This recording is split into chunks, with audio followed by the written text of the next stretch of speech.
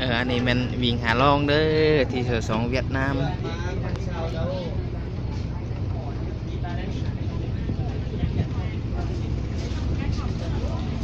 เอ้ยมื้อนี้เป็นแนวไหนมาเที่ยวเล่นอยู่นี่นะมวนสุดบุยหูซึกว่าแนวไหนเฮามาขี่เรือนี่ บุยกว่า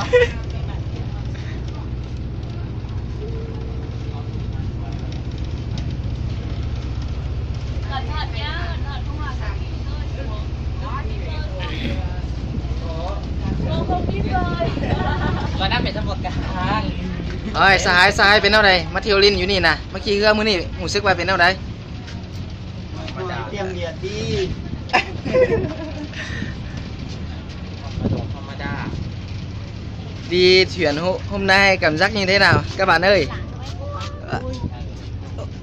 Hai em cảnh rất đẹp, thấy rất là vui, trời nhiều gió, trời trong xanh nhiều nắng. Nói tiếp đi cô. Nói tiếp đi à? Bây giờ thì mọi người đang chuẩn bị leo lên cái nóc thuyền để ngắm cảnh. Trên và thuyền để thưởng thức gió trời. Vâng. Cho nên là lần lượt từng bạn lên chúng ta giữ an toàn. Cô chỉ chia sẻ đến đây thôi, em có thể lên quay các bạn ở bên trên. Lên trên. Từ từ, từng người một, không là ngã đấy.